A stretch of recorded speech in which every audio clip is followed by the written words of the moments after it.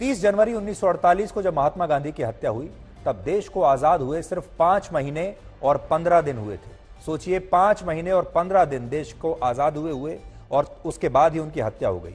बहुत कम लोग शायद ये जानते होंगे कि जब गांधी जी की हत्या की साजिश रची गई, तब शुरुआत में यह तय नहीं हुआ था कि यह हत्या नाथूराम गोडसे द्वारा की जाएगी। यानी हत्या की साजिश रची जा रही थी, लेकिन यह तय नहीं हुआ था कि हत्या कौन करेगा। हिंदू महासभा के कुछ कार्यकर्ताओं और लोगों द्वारा इस संदर्भ में गुप्त बैठकें की गई, लेकिन इन बैठकों में कहीं भी इस बात का जिक्र नहीं था कि महात्मा गांधी पर गोली गोडसे चलाएंगे या कोई और चलाएगा। इस विषय पर एक पुस्तक लिखी गई है जिसका नाम है गांधीज असैसिन, और इसके पेज नंबर 161 पर लिखा है कि महाराष्ट्र के अहमदनगर में 2 जनवरी 1948 को एक बैठक हुई थी जिसमें 3 लोग शामिल हुए, और ये 3 लोग थे नाथूराम गोडसे स्वयं, नारायण आप्टे और विष्णु करकरे। और इन तीनों के बीच उस दिन महात्मा गांधी की हत्या को लेकर काफी लंबी चर्चा हुई और पहली बार यह तय हुआ कि दिल्ली में महात्मा गांधी की हत्या की जाएगी और यह काम गोडसे को सौंपा जाएगा। हालांकि इस बैठक के कुछ समय बाद विष्णु करकरे ने नारायण आप्टे और नाथूराम गोडसे से एक और व्यक्ति की मुलाकात करवाई। इस व्यक्ति का नाम था मदन लाल पाहवा। विष्णु करकरे ने उस समय गोडसे को यह कहा कि मदन लाल पाहवा एक शरणार्थी हैं जिसे विभाजन की वजह से अपना सब कुछ पाकिस्तान में छोड़कर भारत भागकर आना पड़ा, और इसलिए मदन लाल पाहवा उनके लिए कुछ भी कर सकता है, वो बहुत क्रोध में है, वो बहुत आहत है। और इसी के बाद यह तय हुआ कि गांधी जी की हत्या गोडसे द्वारा नहीं बल्कि मदन लाल पाहवा नाम के इसी शख्स द्वारा की जाएगी। हालांकि बहुत सारे इतिहासकार यह भी मानते हैं कि जब मदन लाल पाहवा को गांधी जी की हत्या करने के लिए दिल्ली भेजा गया तो उसे इसके बारे में कोई जानकारी नहीं दी गई थी। हैरानी की बात यह है कि गोडसे और उसके बाकी सहयोगी 13 जनवरी 1948 को ही दिल्ली आ गए थे और महात्मा गांधी की हत्या का पहला प्रयास 20 जनवरी 1948 को हुआ था। यह बड़ी बात आज हम आपको यह बता रहे हैं कि 20 जनवरी 1948 को भी महात्मा गांधी की हत्या की कोशिश हुई थी। यानी उनकी हत्या से 10 दिन पहले भी उन पर यह जानलेवा हमला हुआ था जिसमें वो बाल बाल बच गए थे। और आज हम आपको वही तस्वीरें दिखा रहे हैं उसी हमले की।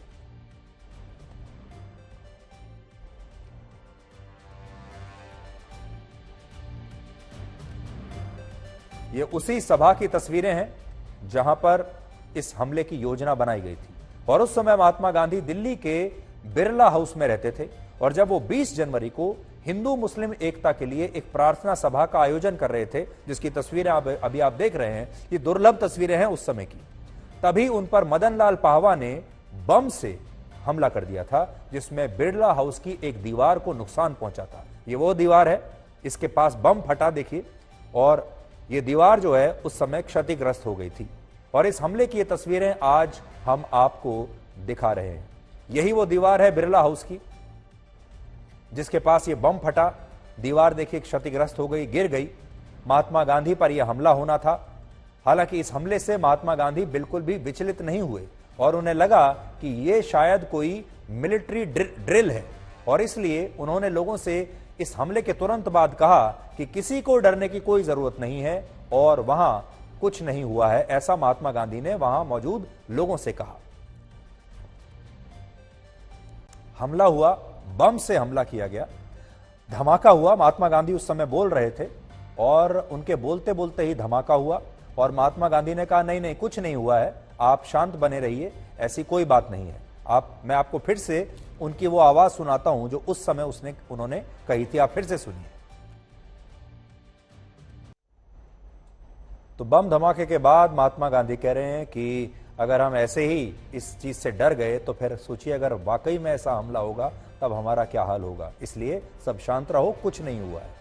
इस हमले के बाद मदन लाल पाहवा को गिरफ्तार भी कर लिया गया, लेकिन गोडसे और उसके बाकी सहयोगी वहां से भागने में कामयाब हो गए। इसके बाद फिर 21 और 22 जनवरी को कोई हरकत नहीं हुई, ये लोग शांत होकर बैठ गए। लेकिन 23 जनवरी को यह तय हुआ कि अब महात्मा गांधी की हत्या बम से नहीं करेंगे बल्कि गोली मारकर की जाएगी, और यह गोली नाथूराम गोडसे द्वारा चलाई जाएगी। और अब आप बहुत ध्यान से सुनिए कि 30 जनवरी 1948 को महात्मा गांधी की हत्या वाले दिन क्या हुआ था, पूरा घटनाक्रम आज हम आपको बता रहे हैं, क्योंकि ये उस दौर की सबसे बड़ी राजनीतिक हत्या थी। 30 जनवरी 1948 को हर दिन की तरह गांधी जी शाम को 5:15 पर बिड़ला हाउस के प्रार्थना स्थल की तरफ जा रहे थे और इस दौरान गोडसे बिड़ला हाउस के प्रवेश द्वार से 8 से 10 फीट की दूरी पर खड़े थे और इस प्रार्थना सभा में शामिल होने के लिए 200 से ज्यादा लोगों की भीड़ वहां पर मौजूद थी। लेकिन तभी गोडसे ने गांधी जी के चरण छुए, उनका आशीर्वाद लेने की कोशिश की और इसके बाद उन्हें नमस्ते भी कहा। इसलिए बड़ी बात देखिए, गोडसे गांधी जी की हत्या करने के लिए आया था, लेकिन गोडसे ने पहले गांधी जी के पैर छुए, उनसे आशीर्वाद लिया और उन्हें नमस्ते भी कहा। और इससे पहले कि कोई कुछ समझ पाता, गोडसे ने महात्मा गांधी पर गोली चला दी और महात्मा गांधी पर 3 गोलियां गोडसे ने चलाई, जिनमें पहली गोली गांधी जी के सीने में लगी और 2 गोलियां एक के बाद एक उनके पेट में लगी। पहली गोली लगने के बाद महात्मा गांधी नीचे नहीं गिरे, लेकिन पेट में गोली लगने के बाद वो नीचे गिर गए और इस दौरान उनके मुंह से जो शब्द निकले वो थे, हे राम। इस हमले के बाद गोडसे के सिर पर खुरपी मारकर उसे नीचे गिरा दिया गया और उसे गिरफ्तार करके दिल्ली के तुगलक रोड पुलिस स्टेशन ले जाया गया, जहां एक बहुत ही दुर्लभ घटना हुई, जिसके बारे में आज मैं आपको बताना चाहता हूं। असल में नाथूराम गोडसे की गिरफ्तारी के बाद महात्मा गांधी के पुत्र देवदास गांधी जब इसी पुलिस स्टेशन आए तो इस दौरान गोडसे ने उनसे कहा कि मेरी वजह से आज आपको अपने पिता को खोना पड़ा, लेकिन ऐसा मैंने किसी निजी रंजिश की वजह से नहीं किया और ना ही इसके पीछे मेरा कोई गलत मकसद था।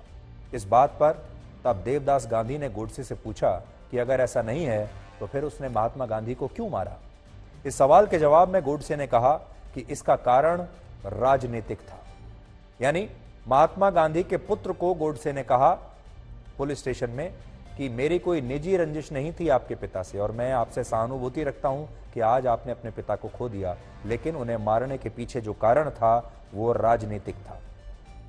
महात्मा गांधी की हत्या के लिए 2 लोगों को फांसी की सजा सुनाई गई, जिनमें नाथूराम गोडसे के अलावा नारायण आप्टे का भी नाम था, जबकि 5 लोगों को तब उम्र कैद की सजा सुनाई गई। और ये 5 लोग कौन थे? ये थे विष्णु करकरे, मदनलाल पावा, शंकर किस्तैया, गोपाल गोडसे और दत्तारे परचुरे। हालांकि बाद में हाईकोर्ट ने किस्तैया और परचुरे को बरी कर दिया था और बड़ी बात यह है कि तब गोडसे के खिलाफ यह मुकदमा दिल्ली के लाल किले में चलाया गया था। गोडसे ने गांधी को मारा क्यों? आखिर गोडसे ने महात्मा गांधी की हत्या क्यों की? तो इस पर गोडसे ने अदालत में खुद अपना पक्ष रखा था और यह पक्ष रखने में गोडसे ने 5 घंटे का समय लिया और जब इस पूरे बयान को लिखने की प्रक्रिया पूरी हुई तो उनके 5 घंटे के इस बयान से 112 पन्ने भर गए थे। गोडसे के इस बयान के 5 अध्याय हैं, यानी 5 भाग हैं। और आज आप सबके लिए यह जानना बहुत दिलचस्प होगा कि अदालत ने जब गोडसे से कहा कि वो अपना पक्ष रखें और गोडसे ने 5 घंटे तक अदालत में मौजूद लोगों के सामने और जज के सामने अपना पक्ष रखा तो 112 पन्ने भरे और उन 5 घंटों में गोडसे ने क्या बताया यह शायद अभी तक आपने जाना नहीं होगा। इसलिए गोडसे ने महात्मा गांधी पर भारत का विभाजन करने और मुस्लिम तुष्टीकरण के गंभीर आरोप लगाए थे और इनका जिक्र अपने बयान के 3रे अध्याय में गोडसे ने किया है। गोडसे ने कहा कि महात्मा गांधी ने कभी मस्जिद में गीता पढ़ने का साहस नहीं किया क्योंकि वो जानते थे कि मुस्लिम इसके विरोध में खड़े हो जाएंगे, लेकिन हिंदू मंदिरों में उन्होंने कुरान पढ़नी जरूर शुरू कर दी थी, जिससे गोडसे को ऐसा लगा कि गांधी जी इस तरह से मुस्लिम तुष्टीकरण की राजनीति कर रहे हैं। हालांकि यहां एक तथ्य यह भी है कि महात्मा गांधी अपने जीवन काल में सिर्फ एक बार ही मंदिर गए थे। यह भी आप जान लीजिए, महात्मा गांधी अपने जीवन काल में एक बार मंदिर गए थे बस। और गोडसे का यह भी कहना था कि महात्मा गांधी हिंदू मुस्लिम एकता की बात करते थे, लेकिन उन्होंने हमेशा अंग्रेजों की बांटो और राज करो की नीति को ही आगे बढ़ाया और भारत को बांट दिया और उन्होंने भारत का विभाजन करने में ब्रिटिश सरकार की मदद की। गोडसे ने अपने जवाब में यह भी कहा कि महात्मा गांधी ने विभाजन के बाद भारत सरकार पर पाकिस्तान को उसके हिस्से के 55 करोड़ रुपए देने के लिए भी दबाव बनाया, लेकिन उन्होंने इस विभाजन के दौरान निर्वासित हिंदुओं के लिए कभी भी सच्चे मन से कोई प्रयास नहीं किया। असल में जिस समय भारत का विभाजन हुआ और भारत और पाकिस्तान बने, तब देश के सरकारी खजाने में लगभग 400 करोड़ रुपए जमा थे और विभाजन के तहत यह तय हुआ कि इन 400 करोड़ रुपए के खजाने में से 75 करोड़ रुपए पाकिस्तान को दिए जाएंगे और इस समझौते के तहत भारत ने 20 करोड़ रुपए की पहली किश्त पाकिस्तान को आजादी के समय ही दे भी दी थी। आज यहां हम आपको जस्टिस जी.डी. खोसला के बारे में बताना चाहते हैं। Justice GD. खोसला जो गोडसे के खिलाफ फैसला देने वाले 3 जजों में से एक थे। कोई मामूली व्यक्ति नहीं है, बहुत रेलेवेंट नाम आज मैं आपको बता रहा हूं। जस्टिस खोसला जो उन 3 जजों में थे जिन्होंने गोडसे पर फैसला सुनाया था, जिन्होंने ये सुनवाई की थी। जस्टिस ये जो जज हैं जस्टिस खोसला, उन्होंने एक पुस्तक लिखी जिसका नाम था द मर्डर ऑफ द महात्मा और इसके पेज नंबर 234 पर वो लिखते हैं कि जिस दिन गोडसे ने अपना पक्ष अदालत में रखा उस दिन वहां मौजूद लोगों की आंखों में आंसू आ गए और अगर अदालत में उपस्थित दर्शकों को जूरी का दर्जा उस दिन दे दिया जाता तो नाथूराम गोडसे को बहुमत के आधार पर महात्मा गांधी की हत्या के आरोप से निर्दोष करार दिया जाता। तो सोचिए ये बात इस मामले में फैसला देने वाले एक जज स्वयं कह रहे हैं। यानी उस समय अदालत का दृश्य कुछ इस तरह का था जैसे किसी फिल्म का कोई सीन हो, हिंदी फिल्म का कोई इमोशनल अदालत का सीन हो जिसमें हीरो अपराधी साबित हो जाता है और उसे सजा मिलती है और तब अदालत में मौजूद दर्शकों की सहानुभूति तब भी नायक के साथ ही होती है। गांधी जी की हत्या के लिए जिन 13 लोगों को आरोपी बनाया गया था उनमें वीर सावरकर का नाम भी था, लेकिन नाथूराम गोडसे ने अपने आखिरी स्टेटमेंट में इस बात से साफ इनकार किया कि वीर सावरकर की गांधी जी की हत्या में कोई भी भूमिका थी या फिर उन्होंने नाथूराम गोडसे को इसके लिए उकसाने का काम किया। मैं आपको गोडसे के बयान के कुछ अंश आज पढ़कर सुनाना चाहता हूं। एक पुस्तक में लेकर आया हूं, ये देखिए। गोडसे ने अदालत में जो कहा, क्या कहा? गोडसे कहते हैं, श्री रामचंद्र ने सीता को मुक्त कराने के लिए रावण को मारा, श्री कृष्ण ने कंस के अत्याचारों का अंत करने के लिए कंस को मारा, महाभारत में अर्जुन को भी बहुत ऐसे व्यक्तियों को मारना पड़ा जिनमें उनके बहुत से निकट संबंधी थे। यहां तक कि पूजनीय भीष्म पितामह को भी मारना पड़ा क्योंकि वो अत्याचारी के पक्ष में थे। यानी कोई राम, कृष्ण और अर्जुन को हिंसक समझता है तो उसे मानवता के सिद्धांत का ज्ञाता नहीं कहा जा सकता। ऐसा कहना चाहिए कि उसे संसार की कार्यप्रणाली का ही ज्ञान नहीं है। वह छत्रपति शिवाजी की ही वीरता थी जिसने भारत में यवनों के अत्याचार को रोका। शिवाजी ने जिस प्रकार अफजल खां को मारा वो बिल्कुल ठीक तरीका था, अन्यथा अफजल खां शिवाजी को मार डालता। गांधी जी शिवाजी, प्रताप और गुरु गोविंद सिंह की निंदा करते थे और उन्हें गलत पथ पर चलने वाला कहते थे और इस प्रकार वो अपने बौद्धिक दिवालियेपन का प्रमाण दे रहे थे। ये मैं नहीं कह रहा हूं, ये नाथूराम गोडसे ने अदालत में कहा था उस समय। फिर नाथूराम गोडसे आगे कहता है, दूसरी तरफ इस महात्मा के 30 साल के नेतृत्व में वो करतूतें हुई जो पहले कभी नहीं हुई थी। अधिक से अधिक मंदिरों को अपवित्र किया गया, अधिक से अधिक लोगों को मुसलमान बनाया गया और अधिकाधिक स्त्रियों का अपमान हुआ और अंत में देश का एक तृतीयांश हाथ से जाता रहा। यानी 1/3 हिस्सा देश का हाथ से निकल गया। मुझे आश्चर्य इस बात का है कि गांधी जी के अनुयायी उस स्पष्ट बात को भी नहीं देख सके जिसको कोई अंधा भी देख सकता है। गांधी जी तो शिवाजी, प्रताप और गुरु गोविंद सिंह के समक्ष कुछ भी नहीं थे। वो उन वीरों की निंदा करते थे जो उनकी सीमा से बाहर का काम था और नितांत अनुचित था। तो इन मुद्दों को लेकर नाथूराम गोडसे नाराज था महात्मा गांधी से। मैंने गांधी वध क्यों किया, इस पुस्तक में से मैं अभी आपको कोट कर रहा हूं और यह पुस्तक क्या है? नाथूराम द्वारा विशेष न्यायालय में दिए गए बयानों पर से मुंबई हाईकोर्ट द्वारा 1968 में प्रतिबंध हटा लिया गया था। तो ये पुस्तक में नाथूराम गोडसे ने जो अदालत में बयान दिए, महात्मा गांधी को उन्होंने क्यों मारा, इसे लेकर 1968 तक उन बयानों के छापे जाने पर प्रतिबंध रहा और 1968 के बाद वो बयान छपे और ये पुस्तक उसके बाद छापी गई, जो अभी मैंने आपको पढ़कर बताई। नाथूराम गोडसे और नारायण आप्टे को 15 नवंबर 1949 को हरियाणा के अंबाला में फांसी की सजा हुई थी।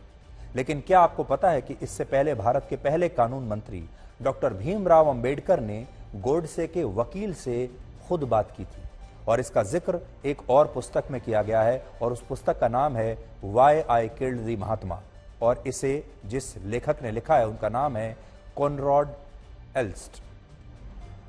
इसके पेज नंबर 19 पर लिखा है कि अंबेडकर ने नाथूराम गोडसे के वकील से संपर्क किया था और उनसे कहा कि अगर वो गोडसे की फांसी को उम्र कैद में बदलवाना चाहते हैं तो अंबेडकर इसमें उनकी मदद कर सकते हैं। बड़ी बात आज आपको हम बता रहे हैं, अंबेडकर ने यह ऑफर दिया कि गोडसे की फांसी की सजा को अगर उम्र कैद में बदलना है तो वो गोडसे के वकील की मदद कर सकते हैं। हालांकि बाद में ऐसा हो नहीं पाया, लेकिन इस पुस्तक में ऐसा लिखा है कि डॉक्टर अंबेडकर ने एक बार गोडसे की प्रशंसा भी की थी। इसके अलावा एक और पुस्तक है the man who killed Gandhi और इसमें गोडसे के वकील LB भोपाटकर का पक्ष लिखा हुआ है और इसमें यह बताया गया है कि एक दिन डॉक्टर अंबेडकर चुपचाप उनसे मिलने आए और उन्होंने ये बताया कि नेहरू किसी भी तरह वीर सावरकर को गांधी जी की हत्या के लिए दोषी साबित करना चाहते हैं और इसके बारे में सावरकर को पता होना चाहिए। अब देखिए ये कितना बड़ा खुलासा है। डॉक्टर अंबेडकर खुद जा रहे हैं गोडसे के वकील के पास और वो कह रहे हैं कि नेहरू गोडसे की हत्या के लिए वीर सावरकर को फंसाना चाहते हैं और सावरकर को इससे सावधान रहने की आवश्यकता है। इस किताब में क्या लिखा है देखिए, according to the Godse family, law minister doctor Bhimrao Ambedkar contacted Nathuram's lawyer to convey the message that if Nathuram would like his sentence commuted to life imprisonment, he would be able to arrange it. हर इंसान अपनी जुबान के पीछे छुपा होता है, अगर उसे अच्छे से ठीक से समझना है तो उसे खुलकर बोलने दीजिए।